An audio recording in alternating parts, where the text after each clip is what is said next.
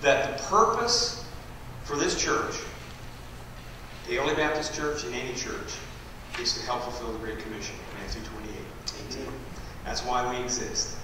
And so we're all going to be working towards that. In fact, the series that we're going through here dealing with the life of Peter deals basically with this issue.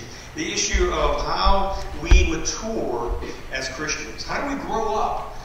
We have been looking, we started a series last week. If you have your Bibles, I'd love for you to turn to Matthew's Gospel.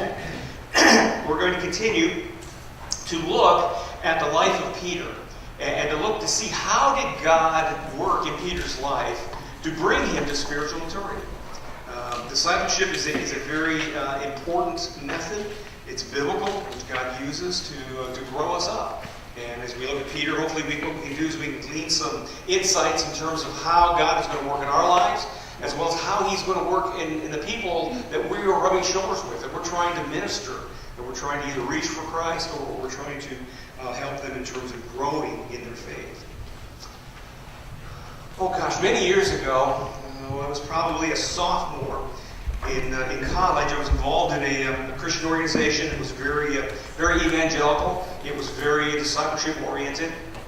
And we had a chance to, every summer, this organization put on special projects, stateside as well as overseas, in terms of where students can go to get training in how to share the gospel and how to disciple and to develop leadership skills.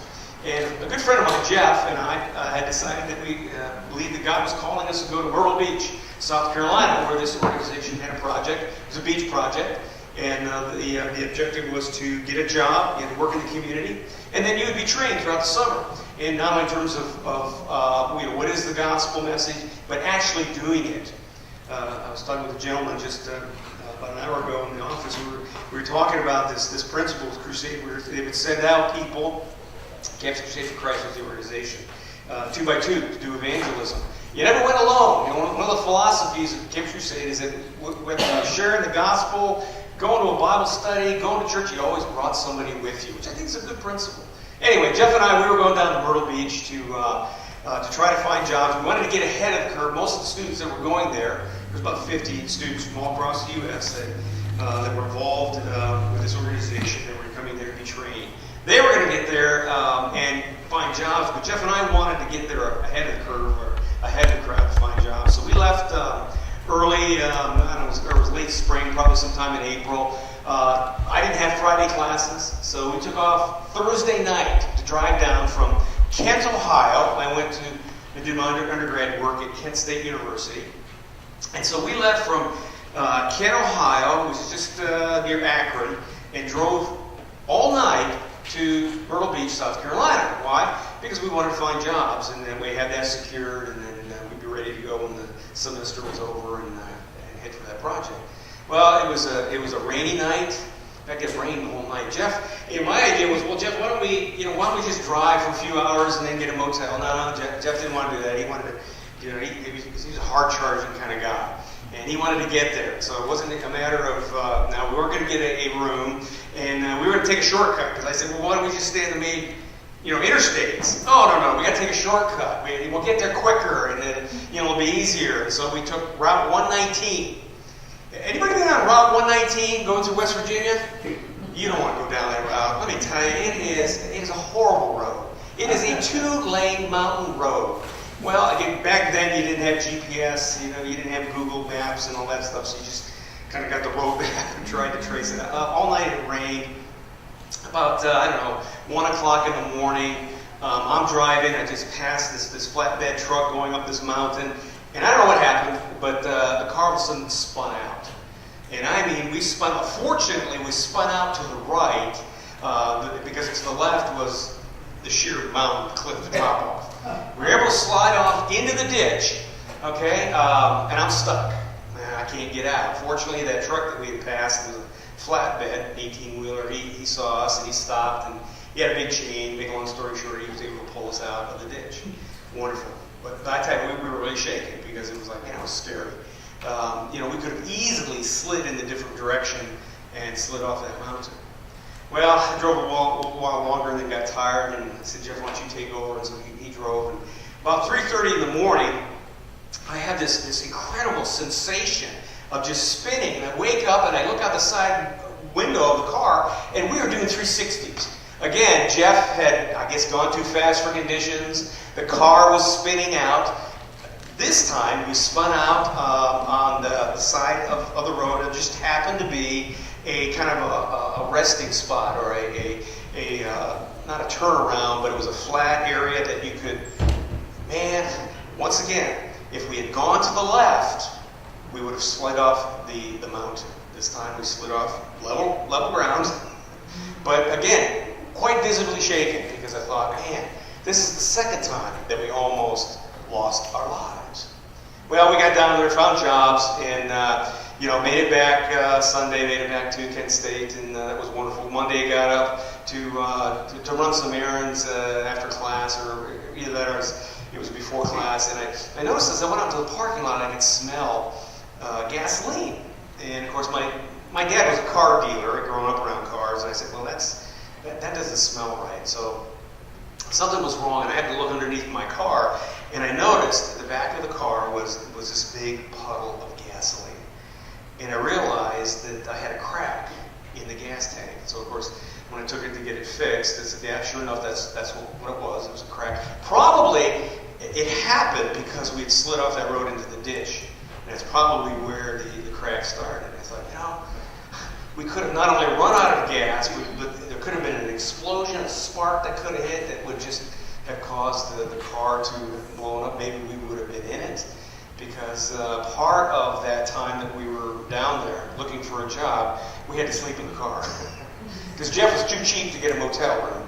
And so, again, it was a very challenging, shall we say, experience. But we believed that God was calling us to do state-sized missions and to be involved in this project. My point in terms of sharing the story is simply this. There are times in the Christian life when our faith is going to be tested. There are times when there's going to be a challenge in terms of what God is calling us to do. We've all heard stories here recently of those who are believers who literally lost their lives simply because they believe in Jesus Christ as their Lord and Savior. I don't know if that's coming to the United States, but there are times when we are asked to do things as it relates to our faith that is risky, that is a challenge. We're going to look again at a story about Peter's life, Matthew 14, where, it's a story when Jesus walks on the water. And Peter comes out and he does likewise. He is being challenged, Peter is. It's a test in terms of his faith. And by the way, why does God test us? And I've heard people say, well, God tests us because He wants to know how strong our faith is or how much faith we have. Well, that's not exactly theologically correct. If God knows everything there is to know, that means He knows how much faith I have. So the testing isn't so much so that God can know how our faith is, but it's so that we can know. Tim McGill needs to know how strong his faith is or how weak it is, what areas need to be strengthened, what areas you're doing pretty good in. So it's more for our benefit, obviously, than it is for God. But again, there's going to be times when God may ask us to do things that possibly in other people's eyes will seem, crazy, outrageous, challenging, even dangerous. I'll never forget the summer that when I went overseas to Kenya, Africa, and as we were going through training, international training, the speaker said, some of you guys may lose your lives because of where you're going in different parts of the world. Now, we're not purposely sending you to dangerous areas that we know are very, very dangerous, but you sometimes don't have any control. And when I think of going to Kenya, Africa that summer that I went, there was a civil war that was going on in Uganda. And some of that was spilling over into Kenya. And I never forget getting off the airplane in Nairobi and seeing military soldiers carrying machine guns at the airport. And I thought, whoa, this is serious business. And but it sobered us in terms of realizing, maybe we could lose our lives either because of disease or accidents that happen, things that go on that are out of our control. That's part of the Christian life. That's part of growing in our faith, actually. Now, let me set the context here for the story. All four Gospels give the account of this event. It is in Matthew's Gospel, and the reason why I chose it is because only in Matthew's Gospel is it recorded the conversation that Peter and Jesus have. Again, Jesus in his ministry is growing. People are beginning to follow him because of not only the power of his preaching, but they're seeing the miracles that he's doing among them, casting out demons, healing people, feeding. He's just fed the 5,000. Okay, so before this event, he's fed the 5,000, and some of the problem there is that the crowd decides they want to make Jesus king. And they want to take him by force to do this. And of course, Jesus understands the danger of being caught up in a popular movement that is contrary to God's will, or contrary to his mission. And even though he knows who he is, he understands that the path he needs to take in order to be king is going to be a different one from what the people want.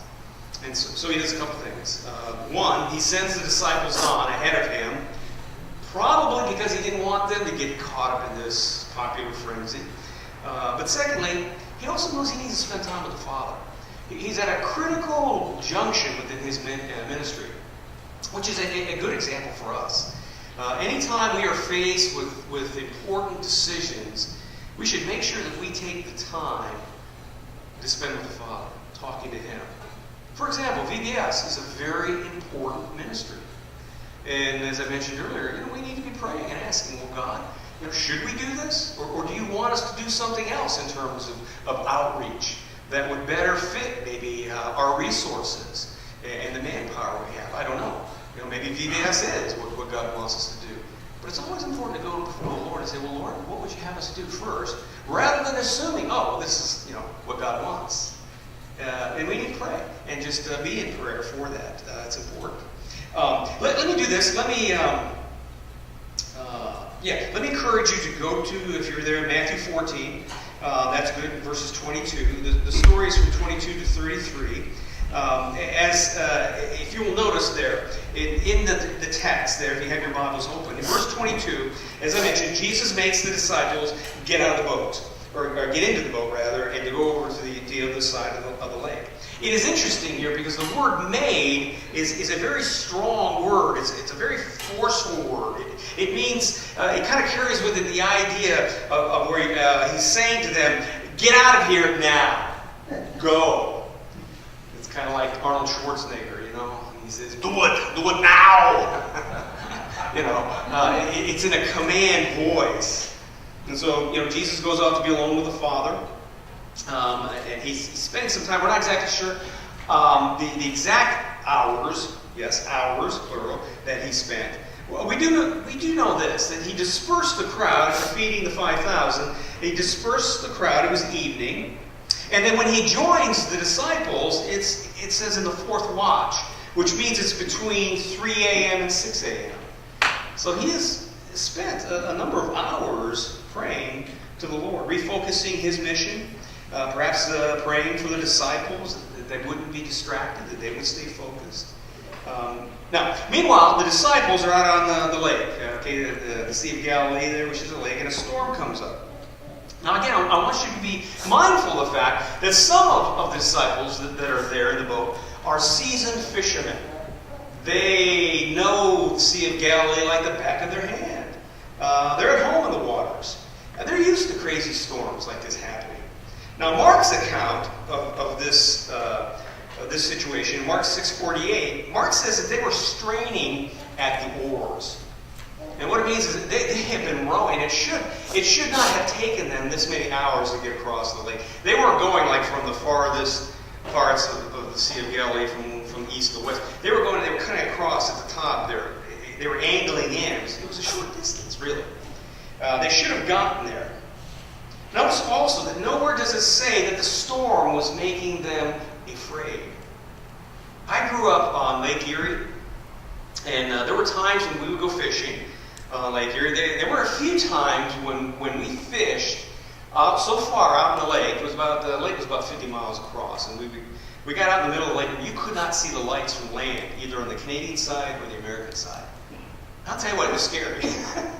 I mean, you're out there, and all you do, you can't see anything, especially if it was a cloudy night. And it was one time we were out fishing that far out. It was cloudy, so you had no stars, you had no moon, you had no lights from land. It's like, wow, we are just out. And all you can hear is the slapping of the water, against the hull of the boat as you're fishing. This is a little eerie. It's it is scary.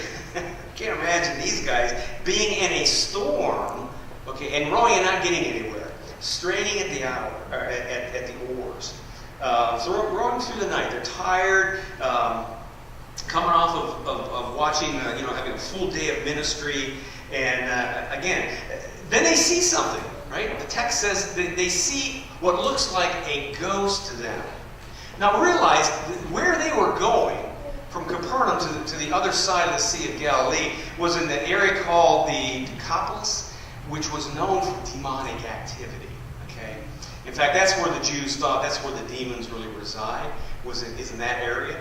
So there's some reason for them, okay, maybe to feel a little frightened when they see this ghost-like figure that's coming out towards them. Now they're afraid. Okay, why? Well, again, not only because they may be thinking it's a demonic appearance. But this is something that's outside of any category of any miracle that I think they could imagine. I mean, sure, they've seen Jesus heal people. They've seen Jesus cast out demons from people. But walking on water through a storm in the middle of the night, I think they just can't imagine that it could be Jesus. So they're very frightened at what they see. Now, again, remember last week I said that fear is one of the major themes that is brought out in not only the book of Luke, but also in Matthew's gospel too. 7 times in the gospel of Matthew, people encounter some manifestation of God, and they're afraid. They fear. And so each time this happens, the word from God is spoken to them, do not be afraid. In fact, look at Matthew 14, verse 27. See, when Jesus realizes that they are afraid, he immediately said to them, "Take courage, it is I.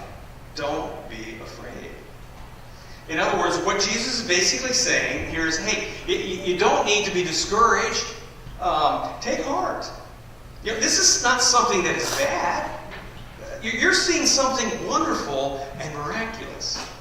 So again, it's not something that you need to fear.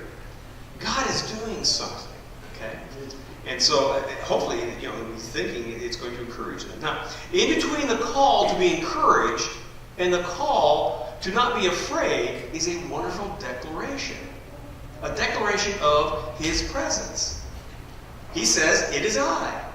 Now again, perhaps all Jesus is doing is simply announcing that he is there. But the statement here sounds a little familiar, doesn't it? It kind of reverberates from throughout Scripture, going all the way back to Exodus, remember when Moses asks God, "If the children of Israel ask me, who sent me? To whom do I say?" And he said, "I am that I am," Exodus 3:14. Jesus is saying this. He's saying, "Look, I am your Lord and Master who is present among you, especially during the storms of life. Especially during the fears of uncertainty and the unexplainable." See, there's all this thing is happening literally. It's got application in many areas of our life even today. Even though we may never walk on water or even see Jesus do that again, the fact that he did it this time can be a great source of encouragement and a cause for us to mature. See, God is announcing his presence among not only the disciples there, but you and I, by extension, today. And he's calling us to focus on him as our source of strength, as our source of perspective, if you will, understanding and faith. See? Well, let's look at our friend Peter. Okay? I love this story. I love what happens. In Matthew 14 through 17, the focus on these there's 3 episodes of Peter's life, and then there's greater detail that is given as it relates to this. But it's dealing with the aspect of how faith sometimes is risky. Point 2, if you're following along your notes. Faith sometimes is risky. Let's look at verses 25 to 29. See, Peter, it's now time for him to come front and center, okay? It says that shortly before dawn, Jesus went out to them, walking on the lake. When the disciples saw him walking in the lake, they were terrified. It's a ghost, they said. They cried out in fear. But immediately Jesus, said to them, take courage, it is I, don't be afraid. Okay, now, notice what Peter says, okay? In verse 28, Peter says, Lord, if it's you, tell me to come out of the water. And of course, Jesus says, come. Now notice 29. It says that Peter got down out of the boat and walked on the water and came towards Jesus. Now that's amazing, isn't it? Now sometimes we've heard this story probably so many times we don't think anything about it, but think about this. Here's Jesus, or here's Peter is with the rest of the disciples, and they see this ghost-like figure coming towards them, and they all get frightened by that. But he says, when he begins to realize, wait, that's Jesus, he says, Lord, since it's you, if you call me, I'll come walk on the water too. Now, did you ever think what was going on in Peter's mind?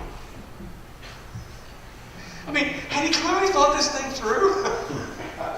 Probably not. We know Peter is kind of an impulsive type of personality. As I mentioned, some think that he may have had what we call ADD today. But maybe he's just a guy. Peter strikes me as a guy that was fun-loving. And maybe he saw this as something new, something crazy, and he wanted to be part of. Or could it be something deeper? You remember, what has Jesus been doing in the lives of the disciples? Well, he's been revealing a little more about who he is, about his power, his authority. See, they're looking for the Messiah, and they think Jesus is different, but I'm not so sure that they realize that he really is the Son of God. So Peter is seeing the wonder of who Christ is unfolding step by step. And I think what Peter's doing here is actually an act of faith. Yeah, he may have thought, hey, it's pretty cool. But I think he's recognizing that this man Jesus is marked by God. I mean, Peter is starting to call him Lord and Master, although I think it's more of an intellectual assent to who Christ is than really understanding the full ramifications of this. But Peter is identifying more with Jesus more and more.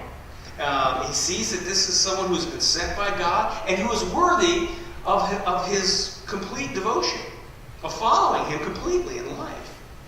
And so now here we are at this next level of this miraculous intervention. And Peter is basically saying, look, I want to be attached to the one who's doing this miracle. I want to be able to walk out there with him. I believe I can do it. And so in response to the vision of Jesus that has been growing in his faith, in his heart, his faith is growing, Peter takes this crazy, wild step. And he says basically this, Jesus, if you call me, I'll get out of the boat and walk towards you. And how does Jesus respond? Well, he says, come on out. The water's fine, man. Oh, he didn't say that, but he said, come, The interesting thing here is this. If Jesus is God, and he is, and that means he knows everything there is to know, and therefore he must know how this thing's going to end up. I mean, did you ever think about what may have been on Jesus' face? Is it possible that Jesus had a smile? Maybe even chuckle under his breath because he knew where this was going. But he invites Peter to come out, I think with a smile on his face. I think he has a wonderful thought towards Peter. Jesus is accepting Peter's dream. Peter's willing to dream big dreams. Think about it, man.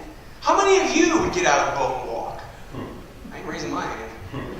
I'm not so sure I would. I'd be like the other 11, probably just sitting there going, okay, Peter, what are you doing? Have you ever wondered what the disciples must have thought? What's going through their minds?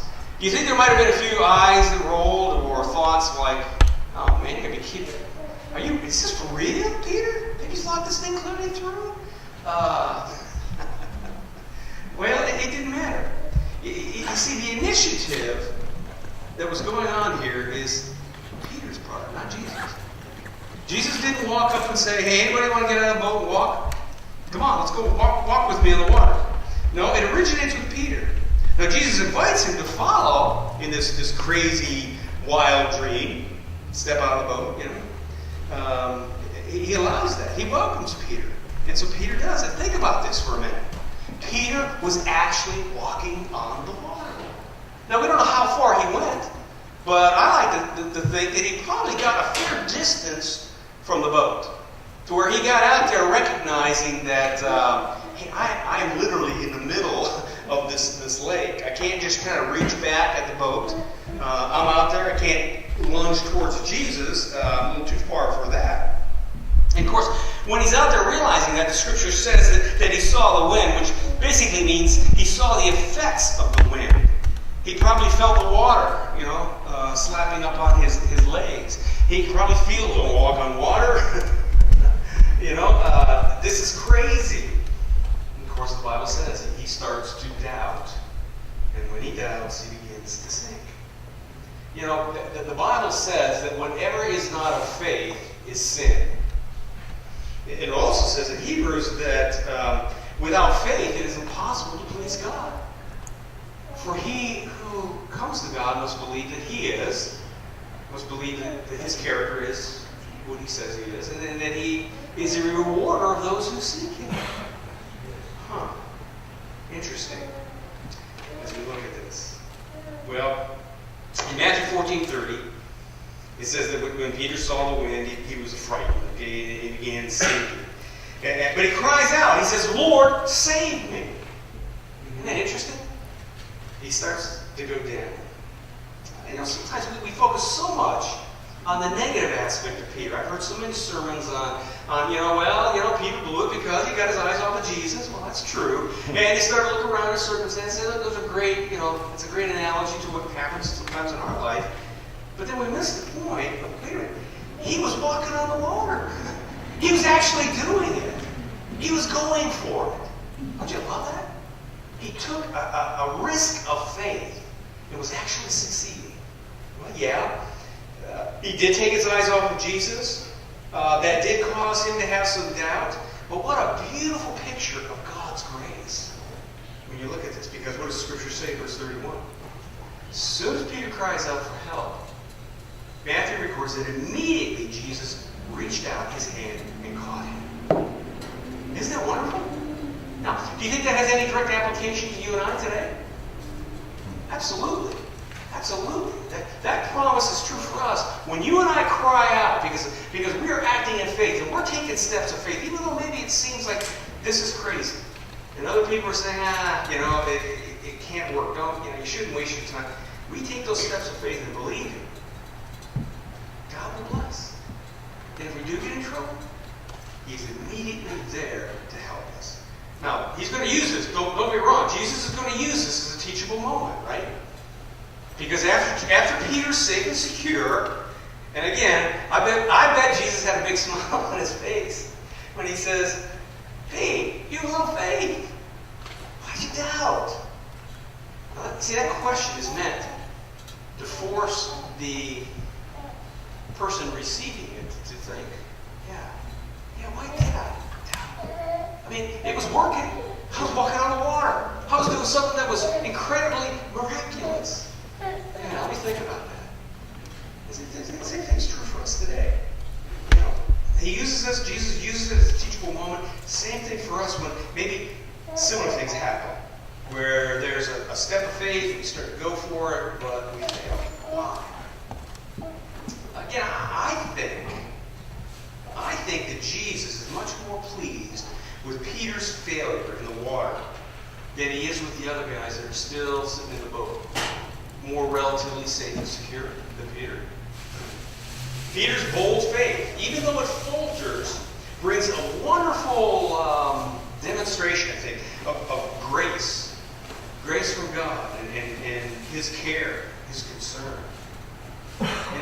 In the next message that we're going to give, you're going to see more of a detail on how Jesus teaches Peter to failure. But Jesus honors Peter's faith.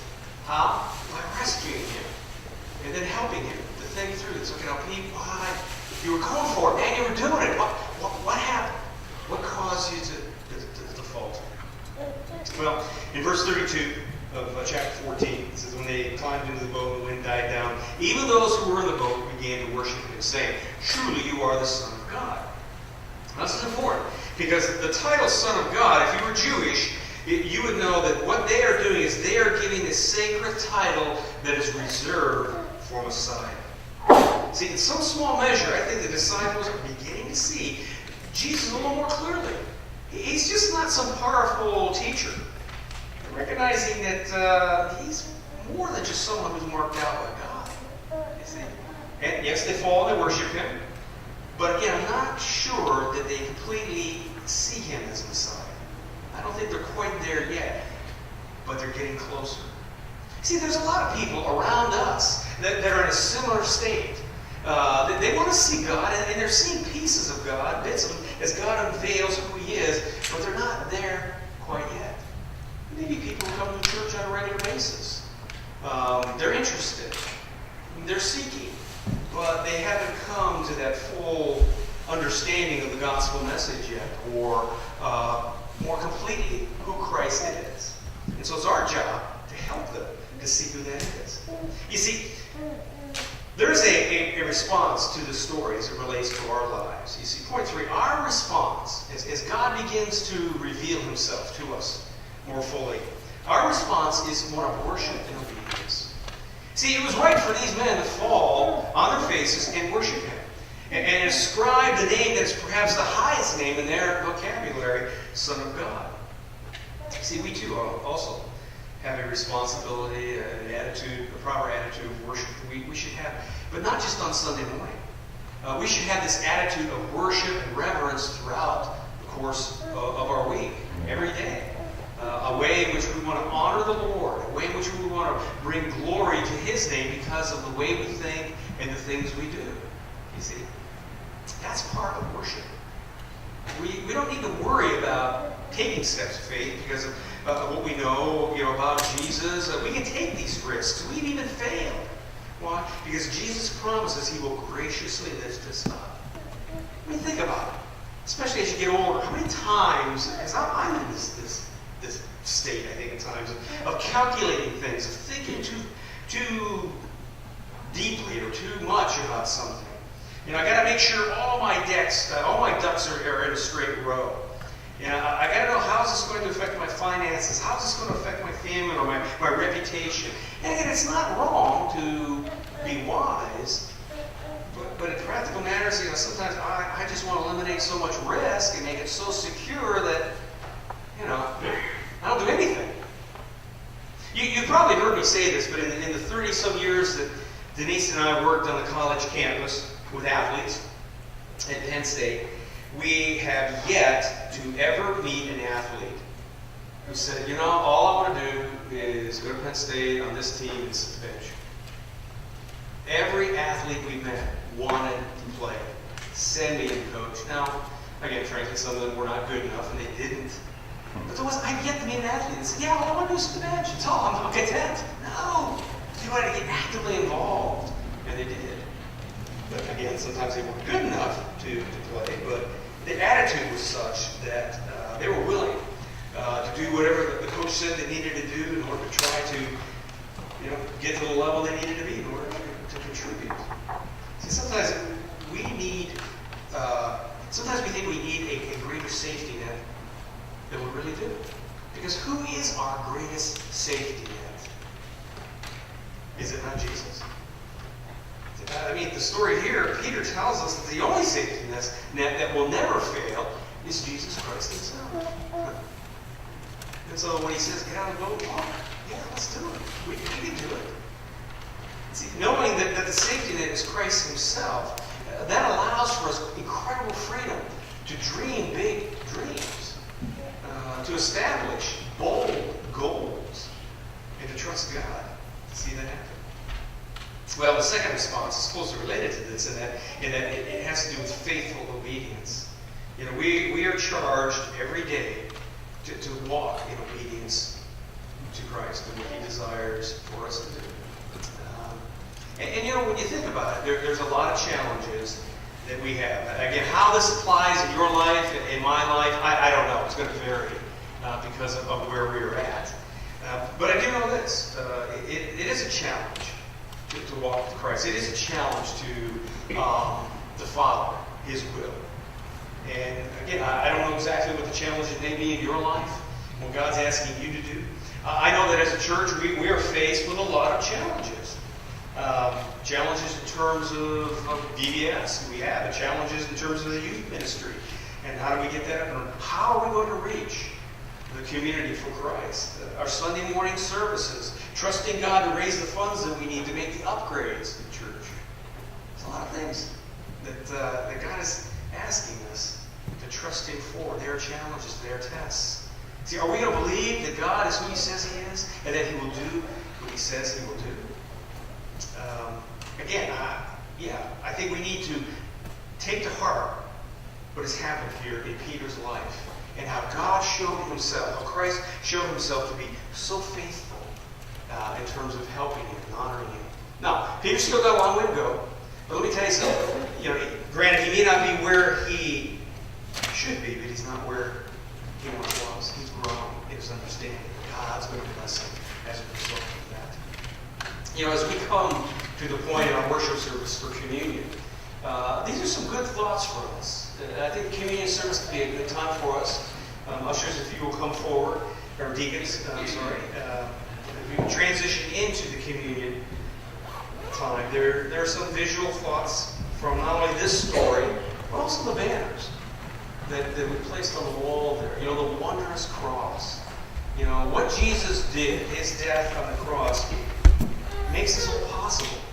Possible for us to take these steps of faith and trust Him, to allow Him to be the one that is going to change us and mature us.